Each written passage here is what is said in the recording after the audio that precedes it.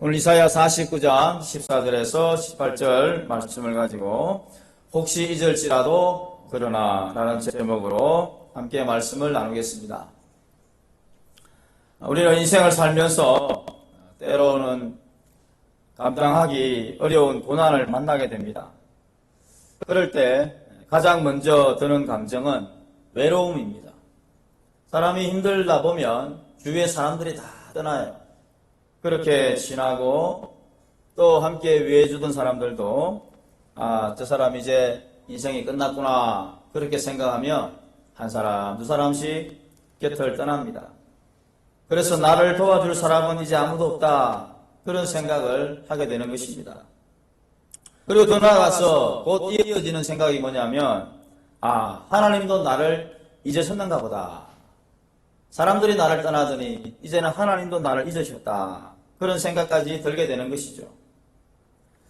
이스라엘 백성이 바벨론 포로로 끌려가서 수십 년간 이방 땅에서 살았습니다. 그들은 고향을 잃었고 또 성전은 무너졌으며 예배는 중단되었습니다. 하나님의 백성으로서의 정체성도 흔들리고 모든 것이 뿌리째 흔들리는 그런 상황 속에서 그들은 절규합니다. 그 절규가 바로 시편 77편 9절 말씀입니다. 같이 읽읍시다. 시작. 하나님이 그가 베푸실 은혜를 잊으셨는가? 노하심으로 그가 베푸실 긍휼을 그치셨는가 하였나이다. 하나님이 베푸실 은혜를 혹시 잊어버리셨나? 하나님이 노하심으로 그가 베푸실 긍휼을 그치셨나? 오만 가지 생각이 다 들게 되는 것입니다. 하나님이 아무리 우리에게 말씀으로 위로하고 회복해 주시겠다고 약속하셨어도 그 포로의 생활이 너무 길었기 때문에 70년의 세월이 말로 할 수 없는 시간이었기 때문에 하나님도 이제는 자신들을 버리셨다라고 생각한 겁니다. 그 엄청난 고난 가운데서 울부짖고 부르짖으면서 하나님의 도와주심을 바라고 있는 것이 오늘 우리가 읽은 이사야 49장의 말씀이에요. 여러분, 2차 세계대전 때 독일의 히틀러가 유대인 600만 명을 학살할 때에 참 말로 할 수 없는 고통과 아픔을 당했습니다. 그때 유명한 그 수용소가 바로 아우슈비츠라고 하는 수용소인데 이 아우슈비츠 수용소에서 차디찬 겨울밤에 참 수없이 많은 사람들이 그 시멘트 바닥에서 잠을 자고 있을 때에 그 아침에 한 무리의 수용자들이 밖으로 끌려 나옵니다. 그들 중에는 나이가 든 랍비도 있었고 또 그 랍비의 손을 붙잡고 있는 아주 어린 제자가 있었습니다. 그날 아침은 아주 유독 잔인했습니다. 공개 처형이 있는 날이었습니다. 나치 장교가 3명의 그 수감자들을 교수형에 처하는 일이 있었습니다. 그 중 한 명이 바로 그 어린 소년이었습니다. 너무나 작고 가벼워서 그 교수형 때 내려왔는데 이 가벼우니까 이 숨이 빨리 끊어지지 않는 거예요. 그 군중 속에서 누군가가 흐느끼면서 절규합니다. 하나님은 어디 계십니까? 왜 하나님이 침묵하십니까? 그 질문에 거기에 있는 어떤 사람도 대답하지 못했습니다. 다만 그 곁에 있던 늙은 랍비 한 분이 눈을 감고 중얼거리며 이야기합니다. 그분은 바로 저기 그 소년과 함께 매달려 계신다. 참 절망스러운 이야기입니다. 여러분, 오늘날에도 참 우리의 믿음의 길을 걷는 순간에 때로는 그 병상에서 이런 아픔을 겪을 수도 있고 또 실직하면서 그런 어려움을 겪을 수도 있고 가정의 불화 때문에 혹은 갑작스러운 상실 때문에 이런 일들이 우리에게 다가올 때가 있습니다. 하나님이 정말 나를 기억하고 계시는가? 기억하고 계시다면 하나님 지금 어디서 뭘 하고 계시는가? 자, 이 시대를 살아가는 하는 현대 그리스도인들에게 참 이러한 고난과 아픔, 또 하나님의 침묵, 이것이 계속 이어지는 것 같은 일들이 우리 인생 속에 많이 있다는 것입니다. 자, 그런 분들에게 오늘 이 말씀은 참 가장 따뜻하고도 그리고 가장 위로가 되는 그 신실한 하나님의 말씀이 아닐 수 없습니다. 저는 오늘 이 본문을 통해서 두 가지로 말씀을 드리도록 하겠습니다. 첫째로는 우리를 결코 잊지 않으시는 하나님이라는 겁니다. 고난의 현실이 크다 보면 내가 걸어가야 할 길이 너무 가시밭길이라 보면 이게 뭔가라고 하는 생각이 듭니다. 그때 참 하나님이 나를 잊으셨다라고 하는 생각이 들 때에 오늘 성경이 그 해답을 주고 있습니다. 15절 말씀에 이렇게 기록됩니다. 같이 읽습니다. 시작. 여인이 어찌 그 젖 먹는 자식을 잊겠느냐. 혹시 잊을지라도 나는 너를 잊지 아니할 것이라. 여인이 어찌 그 젖 먹는 자식을 잊겠습니까? 자기 배에서 10달 동안이나 아파서 낳은 그 자녀를 누가 잊을 사람이 있습니까? 꿈에라도 잊지 않을 겁니다. 눈에 넣어도 그 자식은 아프지가 않습니다.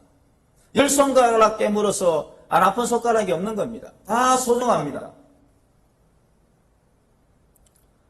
부모가 그 자식을 사랑하는 마음은 이 세상 그 어떤 것으로도 비교할 수 없는 것입니다. 여러분, 한국 전쟁 당시에 이런 일이 있었습니다. 피난을 가던 한 젊은 어머니가 있었습니다. 등에는 젖먹이 아이를 업고 있었고 또 품에는 몇 점의 보따리 그리고 보리 한 움큼 이렇게 이제 업고 지고 가는데 밤낮을 가리지 않고 얼어붙은 그 산길을 걷고 있었습니다. 그러던 어느 날 한파와 굶주림 속에서 더 이상 이제 버틸 수가 없었습니다. 그래서 그 어머니는 하다못해 그 눈 속 어느 곳인가 움푹 파여있는 구덩이에 들어가서 자신의 외투를 이제 벗어가지고 아기에게 둘둘 이제 감고 그렇게 자신은 그 옆에서 얼어붙은 채 숨을 거두었습니다. 며칠 후에 이제 마을 주민들이 피난길에 나섰다가 그 눈밭에서 살아있는 그 아기와 그리고 싸늘한 죽음이 된 그 어머니를 발견하게 됩니다. 그리고 그 어머니의 옷 속에 편지가 하나 있었습니다. 거기에 단 한 줄이 적혀 있었습니다. 내가 죽어도 이 아이만은 살려주세요. 그래서 이 아이는 나중에 이제 후에 입양이 되어서 잘 성장을 했고 그 어머니의 이야기를 들을 때마다 생각할 때마다 평생을 눈물로 그렇게 살았다고 합니다. 그리고 그 어머니를 기억하면서 묵상하던 중에 그가 이렇게 이야기를 했습니다. 이 세상에 누가 나를 사랑하지 않는다 해도 나를 위해 죽은 어머니의 사랑이 살아있는 한 나는 결코 잊혀진 존재가 아니다. 그렇게 고백했어요. 그렇습니다. 그 사람의 마음속에 어머니의 사랑이 늘 살아있기 때문에 나는 버려진 존재가 아니다. 나는 어느 누구에도 잊혀지는 존재가 아니다. 그 자존감을 이제 회복할 수 있었던 겁니다. 여러분, 부모의 사랑이 이처럼 극진합니다. 그런데요, 이렇게 극진한 부모님의 사랑도요, 상황과 형편에 따라서 핏덩이를 버려두고 도망가는 부모도 있습니다. 때로는 일어나지 말아야 할 일들도 일어나고, 다른 남자와 여자와 참 눈이 맞아서 도망을 가는 일들도 있고, 핏덩이를 놔두고, 그렇게 사는 사람도 혹이 있습니다. 여러분, 요즘 TV 드라마나 이렇게 어떤 연속극들을 보면 대표적인 단골 메뉴가 출생의 비밀입니다. 알고 보니 내 엄마였고 알고 보니 내 아빠였더라. 언제 버렸는지 모르는데 알고 보니 직장생활과 사회생활 하면서 만났더니 내 아이였고 내 엄마였더라. 이게 여러분 지금 우리가 보는 드라마의 대부분의 내용이에요. 그렇습니다. 오늘 이 사회는 아무리 부모의 사랑이 귀하다 해도 그 사랑을 팽개치는 일들이 많습니다. 그래서 오늘 성경은 여인이 어찌 그 젖 먹는 자식을 잊겠느냐. 그럴 리가 없겠지만 혹시라도 부모가 자식을 잊을지 몰라도 나는 너를 잊지 아니할 것이라. 그렇게 말씀하는 거예요. 세상에 가장 위대하고 숭고한 사랑인 부모의 사랑도 때로는 그 사랑이 흐지부지 끝날 때가 있는데 우리 하나님은 내가 너를 잊지 않겠다 그렇게 말씀합니다. 시편 27편 10절 말씀에 내 부모는 나를 버렸으나 여호와는 나를 영접하시리라. 내 부모는 나를 버렸으나 여호와는 나를 영접하시리라. 그럴 리 없겠지만 얼마든지 그럴 수가 있는데 나 여호와는 너를 언제나 맞아들일 것이다 그렇게 말씀합니다. 오늘 이 성경은 하나님이 우리를 버리지 아니할 것이라고 하는 그 확실한 어떤 증거의 사인으로서 이런 말씀을 주세요. 어떤 말씀을 주시는가 하니까 16절 말씀에 같이 해볼까요? 시작. 보아라 예루살렘아, 내가 내 이름을 내 손바닥에 새겼고 내 성벽을 늘 지켜보고 있다. 하나님이 우리를 잊지 아니하겠다고 하는 확실한 증거의 말씀으로 그 비유를 어떻게 되느냐? 내가 너 이름을 내 손바닥에 새겼다. 손바닥에 새긴 사랑입니다. 손바닥에 새긴 사랑. 여러분, 우리가 어릴 때나 혹 과거에 필기구가 많지 않았을 때 어떤 사람의 이름을 물어봅니다. 그리고 그 이름을 이제 종이가 많이 없으니까 손바닥에 막 적었던 기억이 있지 않습니까? 전화번호를 잊지 않으려고 손바닥에 적습니다. 요즘 핸드폰으로 모든 메모를 다 하지만은 과거에는 손바닥에 이름을 적는 경우가 참 많았어요. 저도 그런 경험이 있습니다. 손바닥에 적었던 그 이름은 잘 잊어버리지 않습니다. 손바닥에 그 사람의 이름을 기록하면서 다시 한번 내 머릿속에 각인이 됩니다. 그렇게 해서 기억하려고 애를 씁니다. 지워지기까지 그 이름을 보면서 계속해서 그 이름을 봅니다. 하나님께서 우리를 기억하시는데 당신의 손바닥에 기록하실 정도로 우리를 기억하신다는 거예요. 물론 하나님은 손바닥에 기록하실 필요가 없어요. 그분은 전지전능하신 분이기 때문에 우리의 이름이 동사무소에 등재가 되기 전에도 우리의 이름을 아시는 분이에요. 너가 태어나기도 전에 엄마의 뱃속에 들어가기 전에 내가 너를 알았다. 그렇게 성경이 말씀하거든요. 그러니까 제가 김재환이라는 이름이 우리 부모님이 출생하고 한 달 전에 제 이름을 등재해야 되지 않습니까? 그 이름이 주민등록부에 등재가 되기도 전에 김재환이라는 이름을 알았다는 거예요. 여러분의 이름을 이미 하나님이 아셨는데 손바닥에 기록한다고 해서 하나님이 기억합니까? 왜 이런 말을 하시는 거예요? 그만큼 하나님이 우리의 이름을 알고 계시고 손바닥에 기록할 정도로 우리의 이름을 강력하게 기억하고 계신다는 겁니다. 이사야 43장 1절 말씀에는요, 내가 너를 지명하여 불렀다 그렇게 말씀해요. 지명하여 불렀다. 지명이 뭐예요? 이름을 부르면서 콕 찍었다는 말이죠. 하나님이 우리를 지명하여 부르신 분인데 우리는 어찌 있습니까? 그분이 우리가 태어나기도 전에 우리 이름을 아시고 우리를 생명체에 기록하신 분이 있을 수가 없죠. 절대로 잊어버리지 않습니다. 그런 의미에서 하나님께서 우리에게 강력한 위로의 말씀을 주고 계시는 거예요. 어떠한 경우라도 내가 너를 잊지 않겠다. 하나님 나를 잊으셨습니까? 하나님이 더 이상 이제 나를 사랑하지 않습니까? 라고 하는 말은 오늘 이 말씀에 비춰보면 전혀 틀린 말이에요. 아닙니다. 하나님은 우리를 기억하고 계십니다. 비록 그 시간이 조금 길어질 뿐이고 비록 그 타이밍이 조금 더 늘어날 뿐이지 결단코 하나님은 우리에 대한 사랑을 놓치지 않습니다.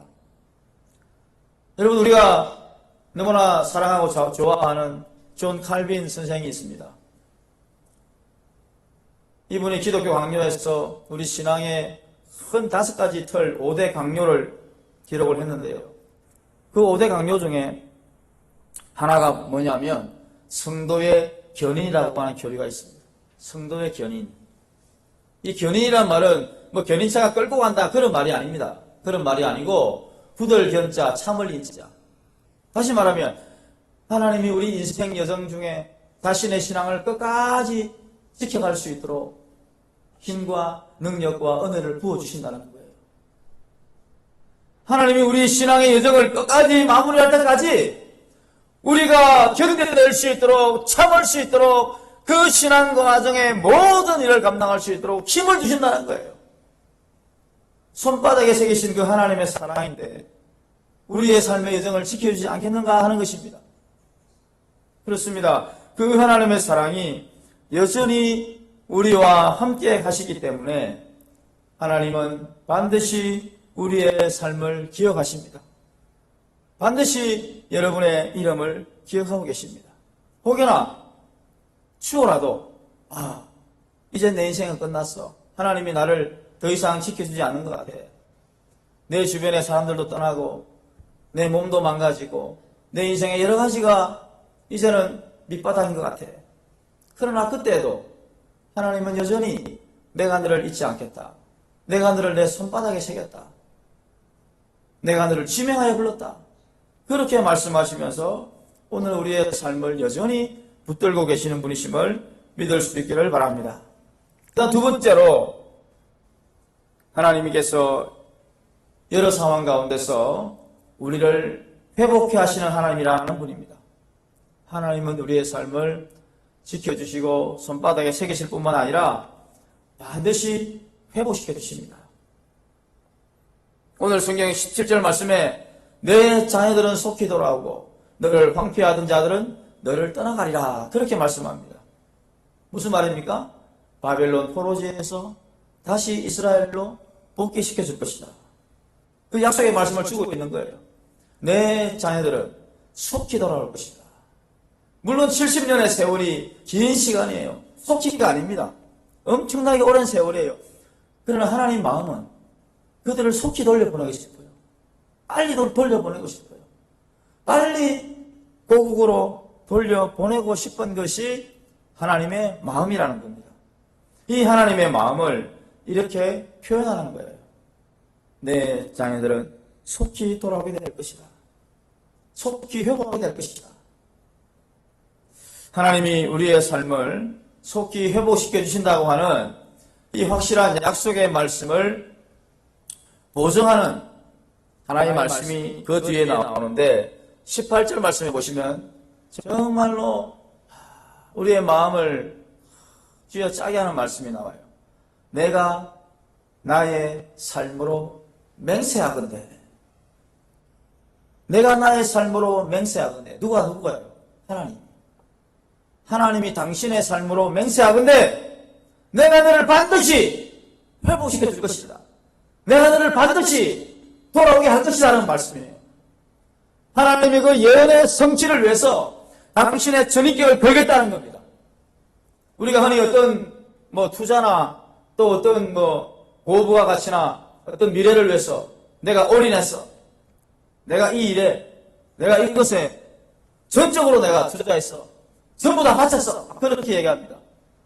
혹은 부모가 자녀에게 내가 너를 어떻게 키웠는데 내 전 인생을 너한테 걸었다.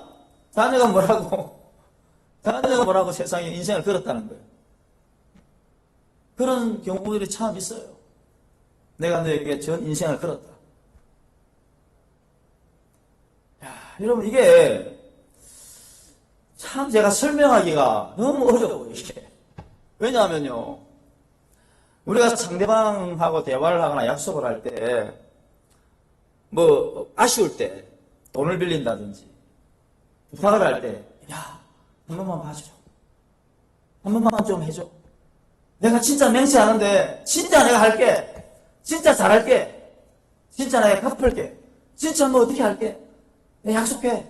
맹세해. 그렇게 하죠. 내가 아쉬울 때 부탁할 때 맹세한다 그러고 부탁한다 그러고 아양을 끌고 난리를 칩니다. 내가 아쉬울 때요. 자, 그런데 여러분 하나님이 지금 우리에게 아쉽습니까? 하나님 뭐가 아쉽습니까? 하나님은 아쉬운 분이 아니에요. 우리가 지옥 가든 천국 가든 하나님 뭐가 아쉽습니까? 하나님은 돌들을 통해서도 찬양받으시는 분인데 우리가 뭐라고? 우리를 위해서 자신의 전 존재를 걸겠다는 겁니다. 여러분, 이게 이해가 됩니까? 저는 이 말씀을 준비하면서 이게 도대체 뭐야 이거?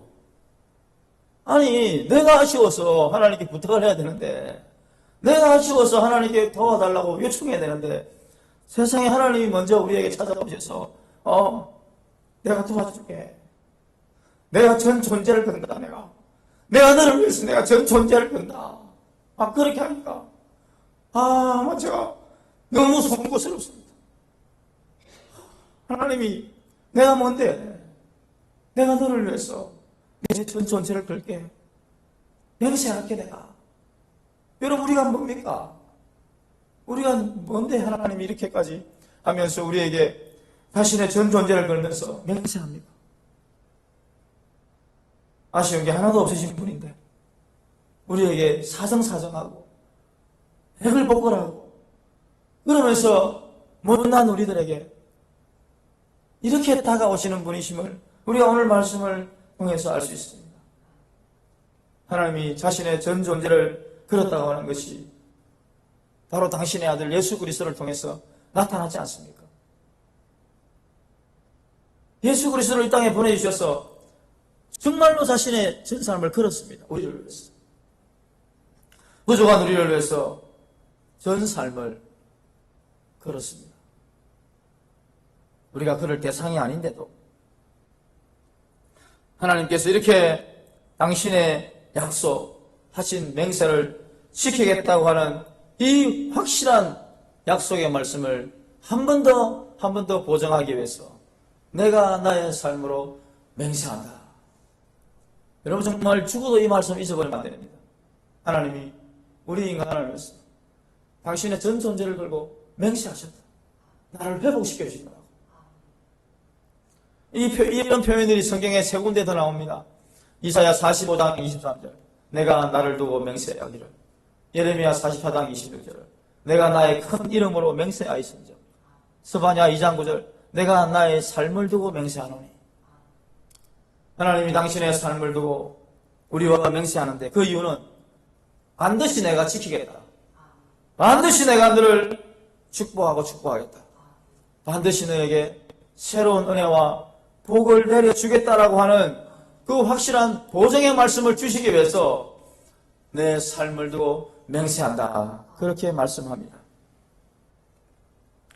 하나님께서 이러한 놀라운 사랑을 우리에게 부어주신 그 사랑이 너무나 크기 때문에 오늘 우리는 그 하나님의 맹세, 하나님의 이 맹세로 인하여 내 삶이 연장되고 있다고 하는 것을 믿을 수 있기를 간절히 원합니다.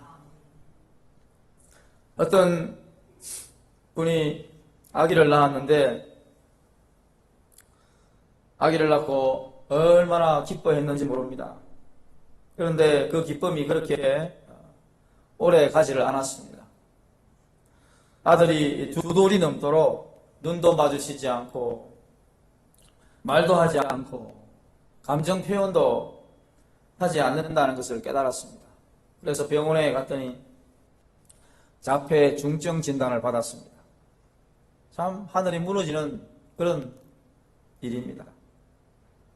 남편은 감당하지 못하고 점점 가정에도 소홀해지고 친정과 시댁도 부담스러워서 점점 거리감을 둡니다. 그녀는 이렇게 고백합니다. 하나님이 나를 잊으신 줄 알았어요. 이 상황 되면 누구라도 하나님이 나를 잊으셨나 그런 생각할 겁니다. 왜 나에게 이런 자식을 주셨는지 이해할 수 없었다 그렇게 말합니다. 하지만 이제 포기하지 않고 매일 밤 아이의 머리에 손을 얹고 기도했습니다. 하나님, 이 아이가 회복되지 않더라도 제 영혼이라도 회복되게 해주세요. 저라도 살아야 되지 않겠습니까? 그렇게 기도했답니다. 이 기도가 그녀의 무너진 마음을 조금씩 일으키기 시작했습니다. 하루는 이 아이가 이제 TV를 보다가 TV에 어떤 노래 프로그램이 있었는데 그걸 보다가 갑자기 막 일어나서 박수를 치기 시작하는 겁니다. 그날 이후로 이제 조금씩 이 아이가 반응을 보이기 시작하더니 6살 무렵에는 처음으로 엄마라는 말을 했답니다. 6살에. 그 순간에 참 이분이 눈물을 흘리면서 이렇게 외쳤다고 합니다. 하나님, 저를 잊지 않으셨군요. 아이도 제 영혼도 주님이 이제 회복시키고 계시는군요. 그렇게 외쳤답니다. 그 아이가 지금은 아직까지는 발달 장애가 있지만은 덕수학교에 잘 적응하고 있고 또 찬양을 즐겨 부르기도 한답니다. 그리고 이 엄마는 이제 같은 처지에 있는 그 부모들을 돕는 그런 사역을 하고 있다고 합니다. 그렇습니다.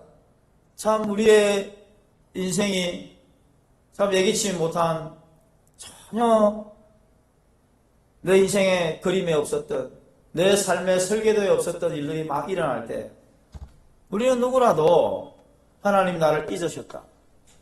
하나님이 나를 버리셨다. 그런 생각을 하게 됩니다. 그러나 그 상황 가운데서도 하나님이 오늘 이 엄마를 회복시킨 것처럼 우리의 삶을 반드시 회복시키실 분이시라고 하는 것을 오늘 말씀을 통하여 믿을 수 있기를 바랍니다. 호세아 6장 1절 말씀에 이렇게 기록됩니다. 같이 읽어봅니다. 시작. 오라 우리가 여호와께로 돌아가자. 여호와께서 우리를 찢으셨으나 도로 낫게 하실 것이요 우리를 치셨으나 싸매어 주실 것임이라. 아멘. 하나님이 우리를 치셨으나 하나님이 우리를 찢으셨으나 낫게 하시고 싸매어 주실 것이다. 어떻게 할 때요? 오라 우리가 여호와께로 돌아가자. 오라 우리가 여호와께로 돌아가자.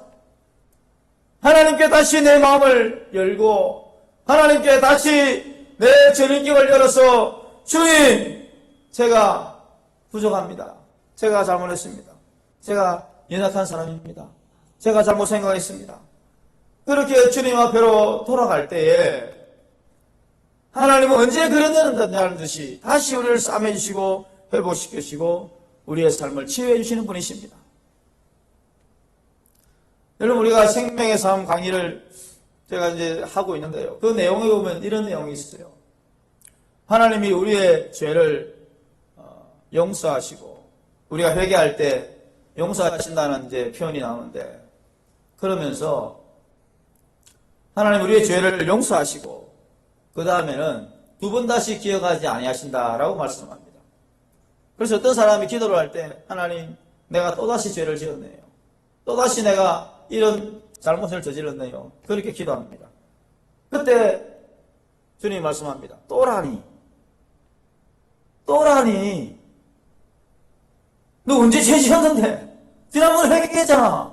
또라니 하나님 그렇게 우리가 말씀하셨다는 거예요. 나는 내가 볼 때 지난번에 지었던 죄 회개하고 또 지었는데 또 회개 안 해. 하나님 또 죄 지었어요. 그렇게 말하는데 하나님은 아니에요. 너 지난번에 회개했잖아. 내가 다 잊었어. 또라니. 제가 그 강의를 제가 하면서 이게 뭐야. 또라니. 하나님이 만약에 제 죄를 물으신다면 맨날 짓고 또 짓고 짓는 죄들이 너무 많은데 하나님이 야 너 또 죄 지었어?